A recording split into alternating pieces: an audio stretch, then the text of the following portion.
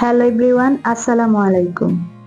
Sultana Pinki blog থেকে আমি পিঙ্কি বলছি, নোয়াখালী থেকে।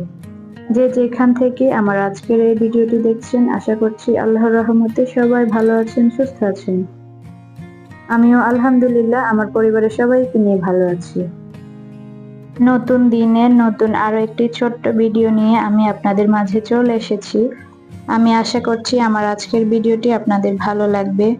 আর যদি আমার ভিডিওটি আপনাদের ভালো লাগে তাহলে প্লিজ একটা লাইক দিয়ে আমার ভিডিওটি কন্টিনিউ করার অনুরোধ রইল। আর যারা যারা অলরেডি এই কাজটি করে ফেলেছেন তাদেরকে অসংখ্য অসংখ্য ধন্যবাদ জানাচ্ছি। আজকে ঘুম থেকে উঠে দেখি যে বাহিরটা একদম অন্ধকার হয়ে আছে। তো বুঝতে পারছি যে বৃষ্টি হবে, একটু পরেই দেখি যে বৃষ্টি শুরু হয়ে গেছে। তো বৃষ্টি যেহেতু শুরু হয়েছে, আমি একটু ভিডিও করব না সেটা তো হবে না, আবার খিচুড়ি খাবো না সেটাও হবে না। তো সেই জন্য একটু ভিডিও করে নিয়েছি, আর খিচুড়ির আয়োজনও করেছি। তো দুটোই আপনাদের সাথে শেয়ার করেছি। সকালে নাস্তা খাওয়াটা শেষ হলেই তো আবার শুরু হয়ে যায় সেকেন্ড টাইম খাওয়ার জন্য প্রিপারেশন নেওয়া। তো আসলে কেন যে এত খাই এত খাওয়া দাওয়ার আয়োজন করতে হয় জানি না। তো সকালে নাস্তাটা সেরে ফেলার পর আমি এখন দুপুরের আয়োজন করতেছি।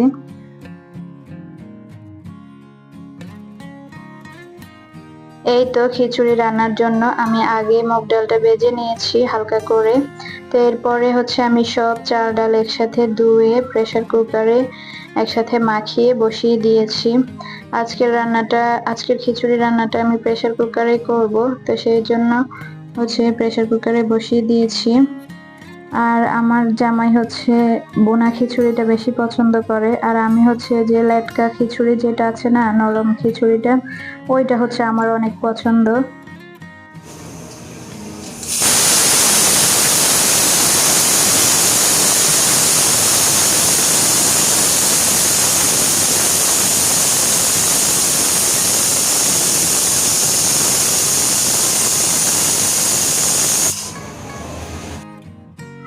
আমাদের হাজব্যান্ড ওয়াইফের খাবারের মেনুগুলোতে একদমই মিল নেই।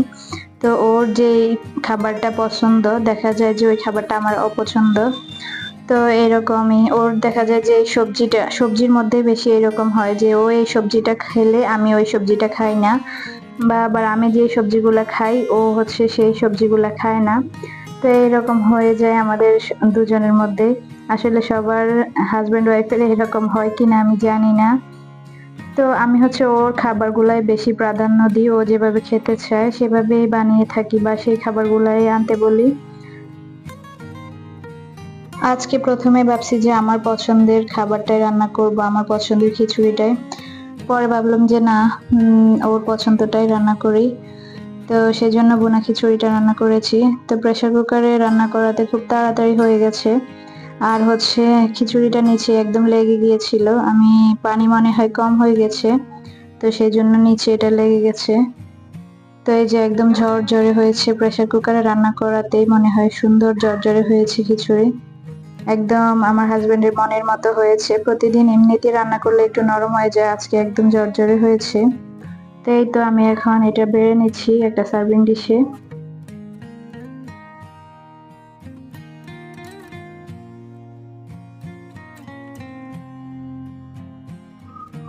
আর এই তো এইদিকে আমার মুরগির মাংসটাও রান্না করা শেষ। এটা একটা দেশি মুরগি, আমার মা বাড়ি থেকে, আমার মায়ের পালা মুরগি এটা, তো বাড়ি থেকে পাঠিয়েছে আমার মা। তো ওইটা দিয়ে আজকের ভোজনটা হবে। তো এদিকে আমি মুরগিটাও বেড়ে নিচ্ছি একটা বাটিতে। আমার ছেলেটা অনেক বেশি অসুস্থ, তো সবাই একটু দোয়া করবেন আমার ছেলেটা যেন তাড়াতাড়ি সুস্থ হয়ে যায়। তো অসুস্থতার কারণে আসলে কোনো ভিডিওই করা হচ্ছে না, সেই জন্য আমি ব্লগ আপলোড দিতে পারতেছি না। এই ভিডিওটা আমার আগে করা ছিল, যার জন্য এখন এডিট করে ভয়েসটা দিয়ে দিচ্ছি। যেহেতু আমার চ্যানেলে এমনিতে ভিউজ হয় না, চ্যানেলটা একদম ডাউন হয়ে আছে, তো সেই জন্য আসলে ভিডিও না দিলে আরো বেশি চ্যানেলটা ডাউন হয়ে যায়। ইমপ্রেশন একদমই নেই আমার চ্যানেলে, যার কারণে ভিউজ হয় না। তো এখন ভিডিও না দিলে তো আরো বেশি সমস্যা হয়ে যাবে। এই তো আমি সবকিছু টেবিলে নিয়ে এসেছি, আর এদিকে আমি সালাদও বানিয়ে নিয়েছি। তো সবাই হচ্ছে এত তাড়াহুড়া লাগিয়ে দিয়েছে যে আমি ভিডিওটা সুন্দর করে করতে পারছি না। সবাই খাওয়ার জন্য একদম প্রস্তুত হয়ে বসে আছে আর আমাকে তাড়া দিচ্ছে আমি তাড়াতাড়ি করে তাদেরকে বেড়ে দেওয়ার জন্য। তাদের এসব ভিডিওতে পোষায় না, তো সেই জন্য আমি একটু তাড়াহুড়া করে সবকিছু সুন্দর করে ভিডিও করতে পারি নাই। যতটুকু করছি অনেক কষ্ট করেই করছি। তো এখন হচ্ছে আমি সবাইকে সার্ভ করে দিচ্ছি।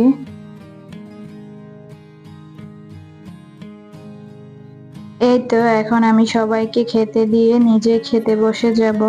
তো এদিকে আবার আমার হাজবেন্ডও চলে এসেছে অফিস থেকে লাঞ্চ করার জন্য। ওর আবার একটা সুবিধা আছে যে বাসায় এসে লাঞ্চ করতে পারে। তো এই তো আমি সবাইকে দিয়ে নিজে খেয়ে নিচ্ছি। আর এদিকে এই ছিল আমার আজকের ভিডিও। আমার আজকের ভিডিওটা আপনাদের কেমন লেগেছে অবশ্যই আমাকে কমেন্ট করে জানিয়ে দিবেন। আর পরবর্তী ভিডিও কবে দিতে পারবো সেটা আমি জানি না, কারণ হচ্ছে ছেলেটা অসুস্থতার কারণে কোনো কাজই করতে পারছি না। তো এই ছিল আজকের ভিডিও, বিদায় নিচ্ছি আমি এখান থেকেই। দেখা হবে অন্য কোনো ভিডিওতে। আল্লাহ হাফেজ।